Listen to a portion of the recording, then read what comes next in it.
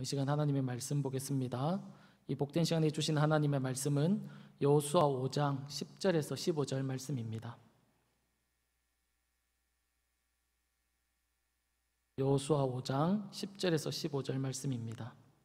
하나님을 선택합시다 라는 제목으로 말씀을 받겠습니다. 한 절씩 교독하겠습니다. 제가 먼저 읽어드리겠습니다. 또 이스라엘 자손이 길갈에 진쳤고 그달 14일 저녁에는 여리고 평지에서 유월절을 지켰으며 유월절 이튿날에 그 땅의 소산물을 먹되 그날에 무교병과 볶은 곡식을 먹었더라. 또 그 땅의 소산물을 먹은 다음 날에 만나가 그쳤으니 이스라엘 사람들이 다시는 만나를 얻지 못하였고 그 해에 가나안 땅의 소출을 먹었더라. 여호수아가 여리고에 가까이 이르렀을 때에 눈을 들어 본즉 한 사람이 칼을 빼어 손에 들고 마주 서 있는지라. 여호수아가 나아가서 그에게 묻되 너는 우리를 위하느냐 우리의 적들을 위하느냐 하니 그가 이르되 아니라 나는 여호와의 군대 장관으로 지금 왔느니라 하는지라. 여호수아가 얼굴을 땅에 대고 엎드려 절하고 그에게 이르되 내 주여 종에게 무슨 말씀을 하려 하시나이까. 군대 장관이 여호수아에게 이르되 내 발에서 신을 벗으라. 내가 선 곳은 거룩하니라 하니 여호수아가 그대로 행하니라. 아멘. 로마의 바티칸 박물관 안에는 역대의 로마의 지도를 시대별로 이렇게 그려놓은 방이 있다라고 합니다. 그 중에 나란히 그려진 두 지도가 있는데 이를 비교해 보면 놀라운 사실을 발견하게 된다고 합니다. 한 지도에 보면 폼페이시라는 도시가 표시되어 있고 다른 지도에 보면 폼페이시가 없다라는 것입니다. 그 이유는 베수비오 화산 폭발로 인해서 폼페이시가 땅 속에 완전히 묻혀버렸기 때문에 그렇다고 합니다.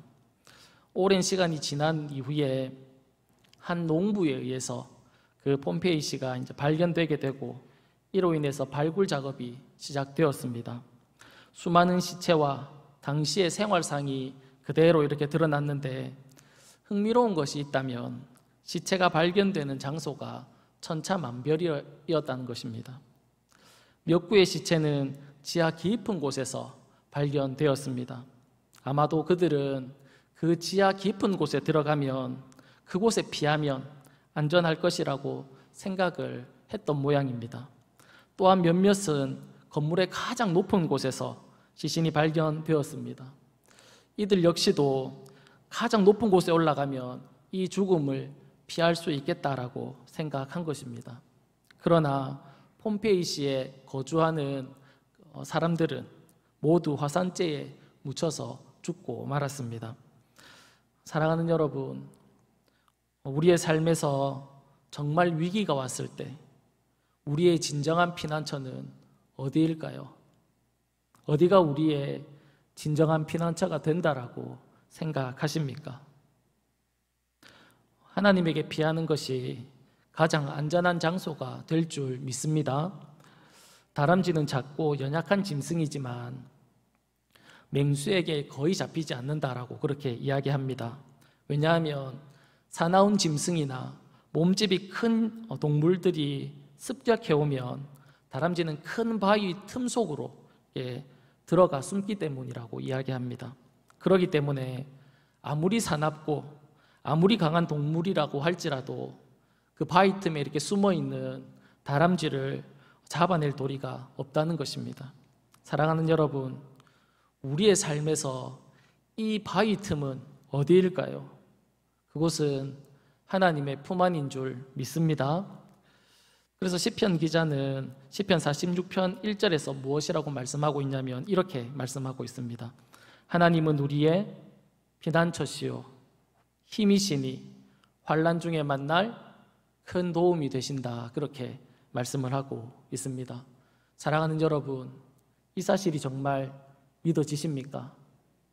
내가 정말 힘들 때, 내 삶에 정말 위기가 왔을 때 우리의 피난처는, 우리의 도움은 하나님밖에 없는 줄 믿습니다.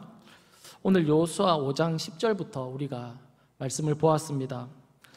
그런데 사실 여호수아 5장 전체를 이렇게 보면 하나님이 자신의 백성들에게 전해주고 싶은 이야기, 메시지가 여러 있을 것입니다. 그런데 오늘 이 밤에 우리는 하나님이 나의 피난처가 되시고 하나님이 나의 도움이 되신다라는 이 하나의 메시지를 여러분과 나누려고 합니다. 전에 여호수아 5장 1절부터 9절까지의 말씀을 우리가 나누었습니다. 그 부분을 나누면서 이스라엘 백성들이 요단을 건넌 후 길갈이라는 땅에서 할례를 행했다라고 말씀을 드린 적이 있습니다.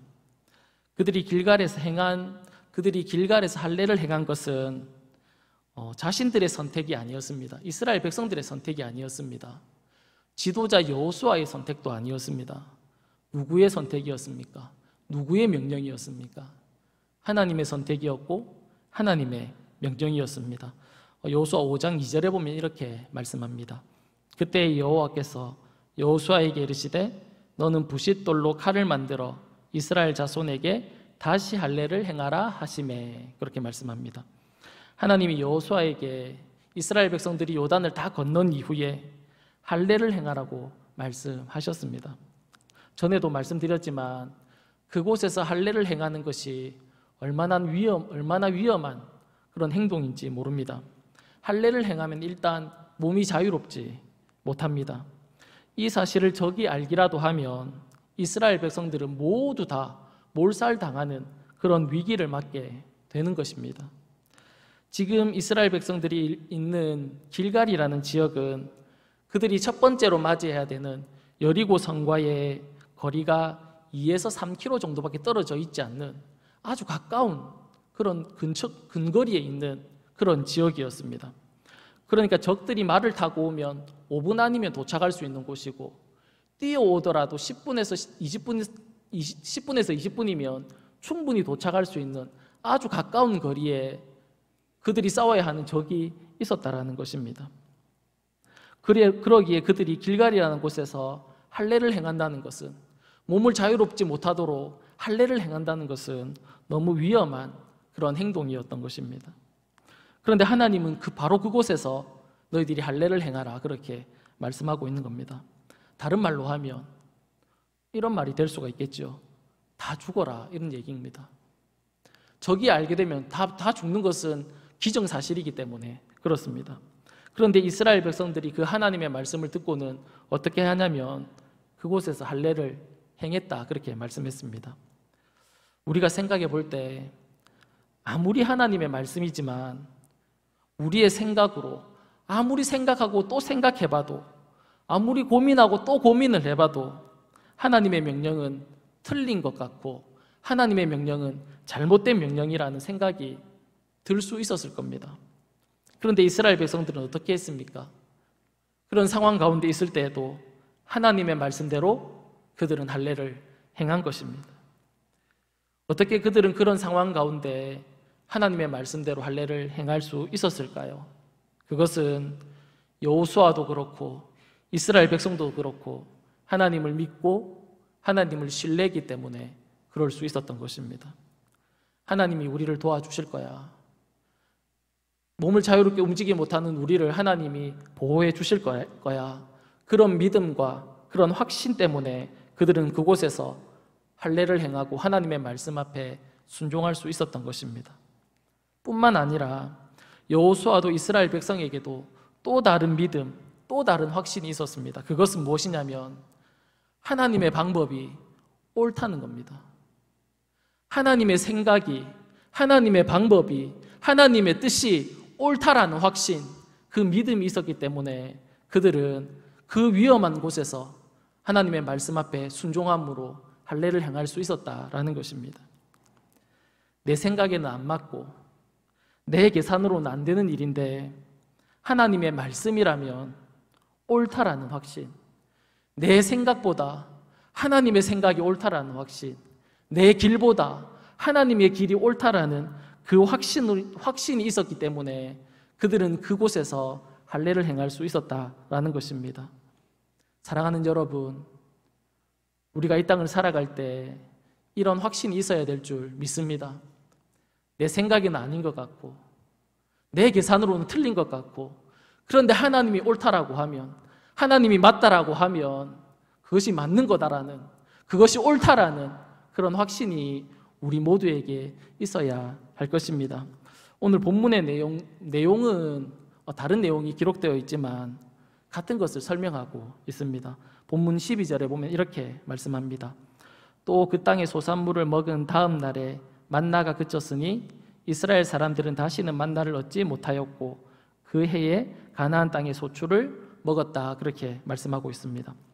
무슨 말씀이냐면 이스라엘 백성들이 가나안 땅에 들어가서는 무슨 음식을, 어디의 음식을 먹었다라고 그렇게 말씀하고 있습니까? 가나안 땅에 있는 그 음식을 먹었다, 그렇게 말씀하고 있습니다. 그들이 농사를 짓거나 그들이 어떤 수고와 노력을 해서 재배를 해서 얻은 음식이 아닙니다. 그들이 먹은 음식은 그곳에 있는 음식이었습니다. 노력하지 않고 수고하지 않았는데도 먹을 수 있는 음식, 그곳에 있는 음식을 그들이 먹었다라고 그렇게 말씀하고 있는 겁니다. 한두 사람, 10명, 20명이 먹은 음식이 아니라 자그만치 200만에서 많게는 300만 명의 사람들이 먹을 수 있는 그 음식이 그곳에 있었다는 겁니다. 그래서 우리는 생각할 때 가나안 땅은 정말 하나님이 말씀하신 대로 젖과 꿀이 흐르는 땅이구나, 아주 비옥한 땅이구나, 먹을 것이 아주 많은 땅이구나 라고 그렇게 생각할 수 있습니다. 그러나 오늘날 이스라엘 지역에 가면 그렇지 않다라고 이야기를 합니다. 왜냐하면 저는 이제 이스라엘 지역에 가보지 못했지만 실제로 가서 보고 오신 분들에 의하면 그곳은 척박한 땅이라고 이야기합니다. 메마른 땅이라고 말을 합니다. 가서 보면 풀 한 폭이 잘 보이지 않는 그런 거친 땅이 많다, 그렇게 이야기를 합니다. 그런데 오늘 본문에 보면 이스라엘의 그 많은 백성들 200에서 300만 명이 먹을 수 있는 그런 음식이 그곳에 있었다라고 이야기합니다. 그러니까 풍부한 땅이라는 것을 보여주고 있습니다.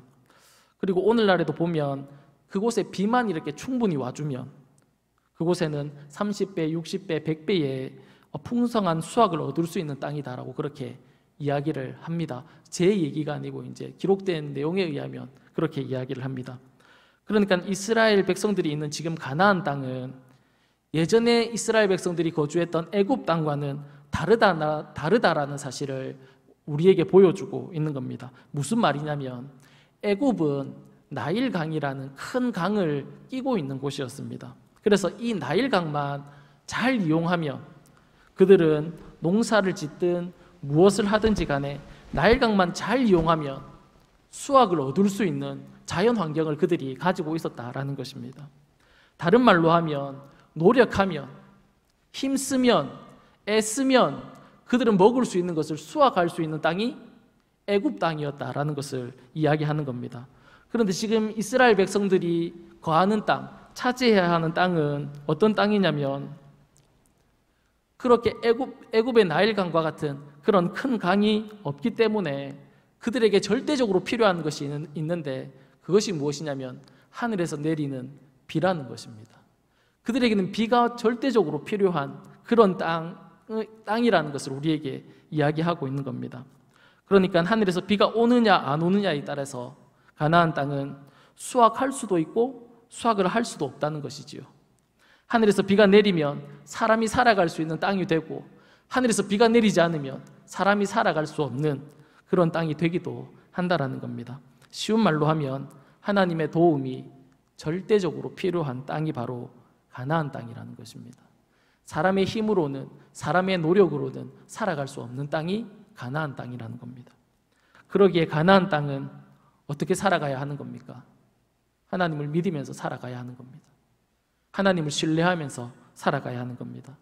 마치 길갈에서 할례를 행했던 것처럼 믿음으로 하나님을 신뢰하면서 살아가야 하는 땅이 가나안 땅이라는 사실입니다. 그런데 사랑하는 여러분, 우리가 모두 이 가나안 땅에, 우리 모두가 다 이 가나안 땅에 살아가고 있다라는 사실입니다.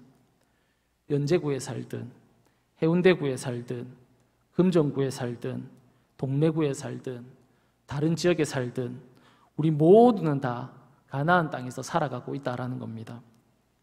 이 말은 하나님의 절대적인 도움이 필요한 사람이라는 겁니다. 하나님의 도움이 없이는 살아갈 수 없는 존재라는 이야기인 겁니다. 사랑하는 여러분, 이 사실을 믿으십니까? 하나님 없으면 살아갈 수 없습니다. 하나님 없으면 안 됩니다. 이 사실을 고백하십니까? 이 사실을 믿고 고백하는 사람을 우리가 무엇이라고 부르냐면 신앙인, 성도, 그리스도인이라고 부릅니다. 하나님 없으면 안 됩니다. 하나님이 필요합니다. 하나님이 절대적입니다. 라고 고백하는 사람, 그런 사람을 우리는 성도, 하나님의 백성, 그리스도인이라고 부른다는 것입니다. 그래서 신앙이란 내 생각이나 내 방법이나 내 뜻을 추구하는 것을 신앙이라고 얘기하지 않습니다. 신앙은 하나님의 방법을 추구하는 것입니다. 하나님의 말씀을 추구하는 것입니다. 그것이 신앙입니다. 그러기에 우리는 신앙생활을 하다 보면 내 뜻과 하나님의 뜻이 다를 때, 내 뜻과 하나님의 뜻이 맞지 않을 때, 그럴 때가 너무 많습니다. 그럴 때 우리는 어떻게 해야 할까요? 우리가 살아가다 보면 나는 이렇게 하고 싶은데 하나님은 이렇게 하라고 말씀하시고, 나는 저렇게 하고 싶은데 하나님은 이렇게 하라 말씀하실 때가 있지 않습니까? 그럴 때 우리는 어떻게 해야 할까요? 본문 13절부터 보면 하나님과 우리의 생각이 대치될 때 어떻게 해야 되는지를 설명해 주고 있습니다. 본문 13절에 보면 여호수아가 여리고로 가까이 갔을 때 한 사람이 칼을 빼들고 서 있습니다. 그래서 여호수아가 그 사람에게 묻지요. 너는 우리를 위하느냐 우리의 적들을 위하느냐? 이에 그 사람이 무엇이라고 대답하냐면 나는 이쪽 편의 사람도 아니고 나는 저쪽 편의 사람도 아니라는 겁니다. 나는 여호와의 군대 장관으로 지금 와 있다라는 것이죠. 이 말을 들은 여호수아가 엎드려 절하면서 무슨 말씀을 하시려 합니까? 묻자 여호와의 군대 장관이 무엇이라고 말씀하냐면 오늘 본문 15절에 이렇게 말씀합니다. 15절 우리 다 같이 한번 읽었으면 좋겠습니다. 시작. 여호와의 군대 장관이 여호수아에게 이르되 내 발에서 신을 벗으라. 내가 선 곳은 거룩하니라 하니 여호수아가 그대로 행하니라. 아멘. 신을 벗으라는 것입니다. 하나님께서 모세에게 똑같은 말씀을 하신 적이 있습니다. 모세가 떨기나무에 불이 붙어 있는 것을 보게 되는데 그 나무가 사라지지 않는 겁니다. 그래서 신기하게 여기서 자세히 보려고 가까이 가는데 그때 하나님이 모세에게 무엇이라고 말씀하냐면 이리로 가까이 오지 말라. 내가 선 곳은 거룩한 땅이니 내 발에서 신을 벗으라. 그렇게 말씀하셨습니다. 하나님은 동일하게 여호수아에게도 그리고 모세에게도 신을 벗으라 그렇게 말씀하셨습니다. 그런데 이 두 사건의 상황이 아주 비슷합니다. 여호수아는 이제 가나안 백성들과 전쟁을 해서 땅을 취해야 하는 그런 상황 가운데 놓여 있었습니다. 마찬가지로 모세도 애굽에서 이스라엘 백성들을 출애굽시켜야 하는 그런 상황 가운데 놓여 있는 겁니다. 그러기 위해서 부름을 받고 있는 것입니다. 그러니까 여호수아는 가나안 백성들과의 전쟁을 앞에 두고 있는 상황이고 모세는 애굽 사람들과의 전쟁을 앞에 두고 있는 상황이 있을 때 하나님이 여호수아에게 모세에게 신을 벗으라 그렇게 말씀을 하고 있다는 겁니다. 왜 하나님은 그들에게 신을 벗으라 라고 그렇게 이야기하시는 것일까요? 그것은 너희들의 위치가 어디인지를 보여주는 이야기입니다. 너희들이 어느 위치에 있어야 하는지를 보여주는 말씀입니다. 과거의 종들은 신을 신지 않고 다녔다라고 합니다. 그러니까 발을 보면 그 사람이 어느 위치에 있는지 종인지 아닌지를 알 수 있었다라고 그렇게 이야기합니다. 하나님이 모세와 여호수아에게 신을 벗으라라고 그렇게 하면 그들은 신을 벗으라라고 그렇게 이야기했습니다. 그런데 인간적인 눈으로 보면 그들은 지도자들이지요. 이스라엘 백성들을 인도하는 자들이었습니다. 그러나 정말 그들이 이스라엘 백성들을 인도하는 지도자였습니까? 성경은 그렇게 말하지 않습니다. 그들이 인간의 눈으로 보기에는 지도자였지만, 지도자인 것처럼 보일지 모르지만 그들은 하나님의 종이었다라는 겁니다. 이것을 확인시켜 주는 것이 무엇이냐면 신을 벗으라라는 것입니다. 하나님이 너희 신을 벗으라라고 할 때 신을 벗는다는 것은 하나님의 종입니다라는 것을 인정하는 의미가 그 속에 포함되어 있다는 겁니다. 그러기에 하나님의 뜻과 내 뜻이 대치될 때 어떻게 해야 할까요? 하나님의 종이라면 하나님의 뜻을 받아들이는 것이 당연하지요. 내가 하나님의 종이라면 하나님의 뜻을, 하나님의 방법을 받아들이는 것이 당연합니다. 내 생각과 내 방법과 내 뜻과 다를지라도 종은 하나님의 뜻을 받아들이는 겁니다. 하나님을 따라가는 것이죠. 여호수아 6장부터 본격적으로 가나안 백성들과의 전쟁이 이루어집니다. 어떻게 전쟁을 합니까? 여호수아가 참모들을 모아놓고 계략과 어떤 방법들을 짭니까? 어떻게 해야 될지 방법을 간구합니까? 그렇지 않습니다. 하나님의 방법대로 그들은 전쟁합니다. 하나님이 가라고 하면 가고 멈추라고 하면 멈춥니다. 왜냐하면 여호수아는 신을 벗었거든요. 자신이 지도자, 자신이 그들을 인도하는 사람이 아니라고 고백한 거거든요. 전쟁의 모든 권한을 하나님 앞에 다 드렸거든요, 이미. 그러기에 여호수아는 하나님의 말씀 앞에 순종하는 것 외에는 다른 방법이 없는 겁니다. 그래서 그는 순종의 싸움을 시작해 가는 것이지요. 그렇다면 순종하는 그들에게는 무엇이 주어졌을까요? 하나님의 말씀 앞에 순종할 때 내 생각과 내 방법을 버리고 내 뜻에 맞지 않지만 하나님의 말씀 앞에 순종할 때, 그 하나님의 방법을 따라갈 때 그들에게 주어진 것은 무엇일까요? 승리였다라는 것입니다. 하나님의 말씀 앞에 순종할 때 승리의 삶을 그들이 얻을 수 있었다고 말씀합니다. 사랑하는 여러분, 오늘도 마찬가지입니다. 하나님의 말씀에 순종하는 삶, 하나님의 뜻이 옳다라는 것을 믿고 하나님 편에 서는 자에게 하나님은 동일하게 오늘도 승리의 삶을 우리에게 허락해 주신다라는 사실입니다. 사랑하는 여러분, 하나님의 말씀이 틀린 것 같고 내 생각이, 내 방법이 맞는 것 같은 그런 상황에 있다 할지라도 그래도 우리는 하나님의 뜻을, 하나님의 방법을 선택해야 하는 것입니다. 그런데 우리는 너무 자주 우리의 생각을 쫓고 우리의 생각을 선택할 때가 많이 있습니다. 그러나 성경은 분명히 우리에게 이야기하죠. 하나님의 뜻이 옳다, 하나님의 뜻이 바르다, 하나님의 뜻이 맞다라고 성경은 계속해서 우리에게 말씀하고 있습니다. 그래서 우리에게 촉구하지요. 하나님의 말씀을 따르라고, 그 하나님을 따라가라고 우리에게 계속해서 이야기하는 것입니다. 오늘 본문의, 오늘 제목의 표현을 따르자면 하나님을 선택하라는 겁니다. 저번 주 중고등부 설교 때 했던 내용으로 말씀을 정리하려고 합니다. 우리나라에서 선과 악의 기준을 어떻게 나눌 수 있을까요? 우리는 무엇을 선이라고 무엇을 악이라고 합니까? 우리나라는 그 선과 악의 기준을 어떻게 나누고 있습니까? 무엇이 옳고 무엇이 그르다라고 말하는 기준이 무엇입니까? 그 기준은 법이 될 수 있을 겁니다. 법에 따라서 잘잘못이 결정되지요. 그래서 법에 의해서 잘못한 사람은 감옥에 가기도 하고, 그리고 피해를 입은 사람은 그에 따른 보상을 받기도 합니다. 그런데 우리 모두가 다 잘 알고 있다시피 우리나라에서 간통죄가 2015년 2월 26일에 폐지되었습니다. 다 알고 계시지요?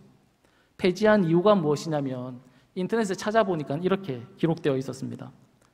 성적 자기결정권과 사생활의 비밀과 자유를 침해함으로 국가 권력이 개입해서는 안 되며 개인의 자유로운 의사에 맡겨야 한다.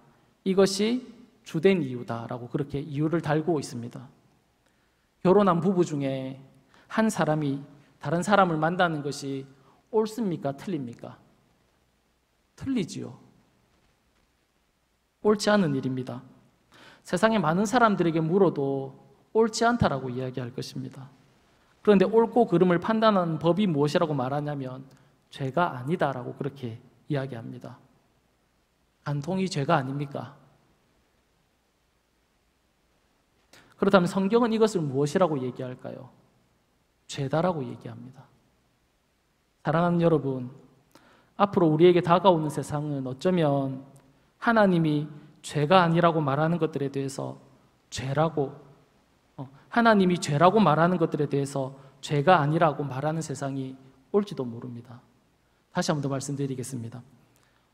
앞으로 다가오는 세상은 어쩌면 하나님이 죄다라고 얘기하는데 죄가 아니다라고 얘기하는 세상이 올지도 모른다라는 겁니다. 이미 와 있지 않습니까? 성경은 고리타분한 책이라고, 시대에 뒤떨어진 책이라고 치부될 수도 있을 겁니다. 그러나 성과 악을 구별하는 유일한 기준은 오직 성경인 줄 믿습니다. 성경이 죄라고 하면 죄인 것이지요. 성경이 아니라고 하면 아닌 것입니다. 하나님이 여호수아에게 신을 벗으라고 했습니다. 너는 종이라는 것을 인정하라는 것이지요. 사람들이 보기에는 리더처럼 보이고 지도자처럼 보이지만 하나님의 말씀인 성경이 무엇이라고 얘기하냐면 너는 지도자가 아니라는 것이지요. 너는 나의 종이라는 겁니다. 내가 쓰는 사람이라는 겁니다. 그렇게 이야기하고 있습니다. 이에 여호수아는 그 신을 벗었습니다. 저는 하나님의 종입니다. 그렇게 고백을 한 것입니다. 그리고는 나는 하나님의 종이기 때문에 하나님의 편에 서겠습니다라고 그가 그렇게 이야기하고 있는 겁니다. 사랑하는 여러분, 우리도 하나님의 종으로 하나님의 편에 설 수 있기를 간절히 바랍니다. 성경은 우리에게 주인이다라고 얘기하지 않습니다. 우리가 우리의 삶을 살아가니까 우리에게 주어진 시간 동안 우리 마음대로 할 수 있으니까 우리가 주인이라고 생각하면서 그렇게 살아갈 수 있습니다. 그러나 성경은 무엇이라고 얘기하냐면 너의 인생에 너는 주인이 아니라는 겁니다. 우리의 인생에 우리의 삶의 주인이 누굽니까? 여호와 하나님이시다. 그렇게 말씀하고 있습니다. 그래서 하나님은 우리에게 계속해서 얘기하죠. 나의 안에 거하라. 내 편이 되어라. 나의 말씀에 따라라. 순종해라. 그렇게 말씀하고 있는 겁니다. 내 생각이 맞지 않아도, 내 생각과 틀려도, 내 방법과 달라도, 내 길과 틀릴지라도 그 하나님의 길에 서면, 그 하나님의 말씀을 따르면, 그 하나님의 말씀 앞에 순종하면 우리에게 하나님이 승리의 삶을 주신다라는 겁니다. 마지막에 그 승리를 얻을 수 있는 것은 그 하나님의 편에 설 때, 그 하나님의 말씀을 따라갈 때 하나님이 우리에게 승리를 주신다는 겁니다. 그래서 하나님은 내 편에 서라, 내 안에 거하라, 그렇게 우리에게 말씀하고 있다는 것입니다. 사랑하는 여러분, 우리 모두가 다 이 땅을 살아가면서 하나님의 편에, 하나님을 선택하면서 살아갈 수 있는 저와 여러분의 삶이 다 될 수 있기를 간절히 축복합니다. 기도하겠습니다. 살아계신 하나님 아버지, 고맙고 감사합니다. 우리를 하나님의 종으로, 하나님의 사람으로 불러주셔서 하나님을 섬길 수 있도록 하나님 저희들을 불러주신 건 너무 감사합니다. 때로는 우리의 인생에서 우리의 생각과 다르고 우리의 뜻과 다르다 할지라도 우리는 우리의 생각들을 내려놓고 우리의 계획들을 포기하고 하나님을 의지하고 하나님을 따라가는, 하나님을 선택하는 그런 삶을 살아갈 수 있는 저희들의 삶이 다 될 수 있도록 주님 인도하여 주옵소서. 주님, 우리가 다시 한 번 더 결단하면서 하나님을 따라 살기로 결심하고 결단하는 귀한 밤 될 수 있도록 주님 은혜를 베풀어 주옵소서. 고맙고 감사하며 살아계신 예수님의 이름으로 기도드립니다. 아멘.